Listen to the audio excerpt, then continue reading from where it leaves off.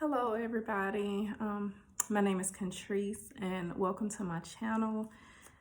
Today, we're going to be talking about kind of a deep topic, but I think it's something that really needs to be discussed right now. So let's just get into it.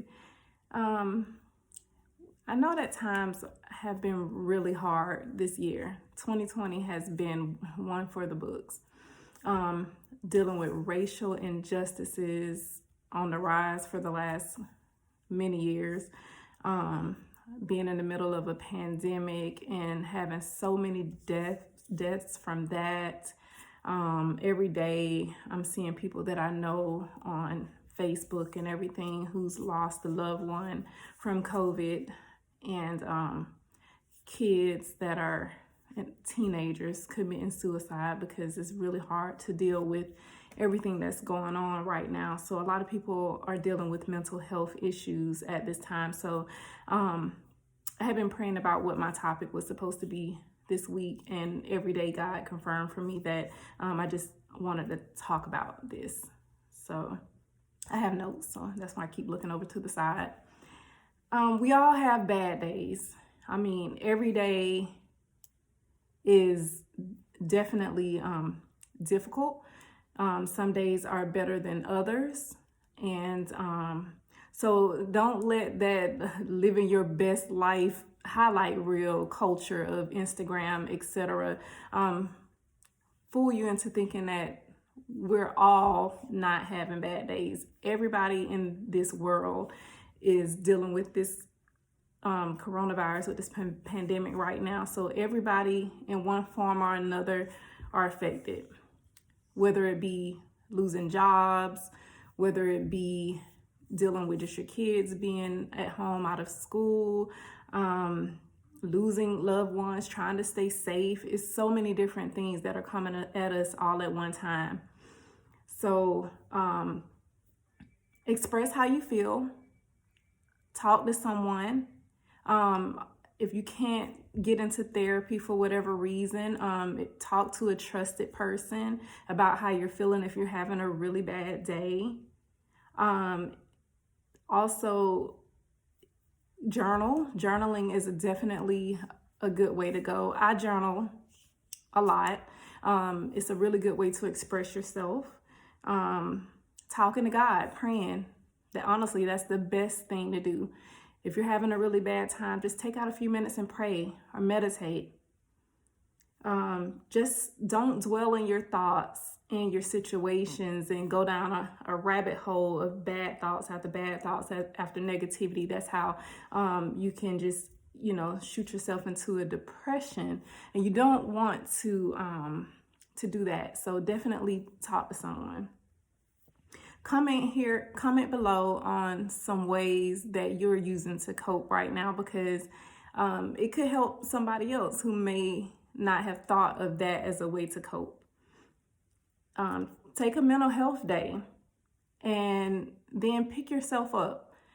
In my book, With Damaged Petals, She Arose, I actually wrote about how I allow myself 24 hours. Whenever I'm having a bad day, I don't feel bad for feeling bad. I actually take 24 hours to gather myself. I allow myself time to feel my emotions, but after that 24 hours, I have to get back up. I have to leave it down, leave it alone. I've done whatever in those 24 hours I need to do, whether it be pray, meditate, go to God, read my word, whatever I need to do, so that at that time I've given it to Him, and I have to pick myself back up. So you can give yourself 24 hours. That's one tool that I do. As a mental health advocate and someone that suffers from PTSD, major depressive disorder, and agoraphobia, this has been a really, really hard time for me.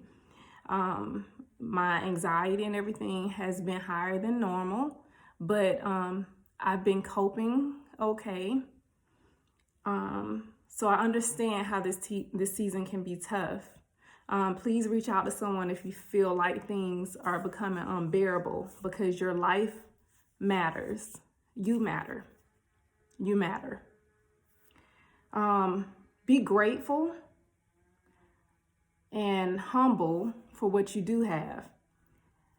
The best gratitude is the best way to really help you with things a lot of times, because it's so easy to get stuck on what we don't have, the things that are going on, and all those things that you don't realize or even pay attention to the things that you do have. So it's so good sometimes to just take a second and say, yes, I don't have this, but I do have this. I don't have a job, but I do have my health. So there's always something that you could be grateful for. Think of all the things that God has brought you through this year and all the things that you may have accomplished this year. This year in September, with everything that was going on and so many things still going on, I was able to publish my first book. So that was a big accomplishment for me, even with everything else that was going on. So just think about the things that you do have.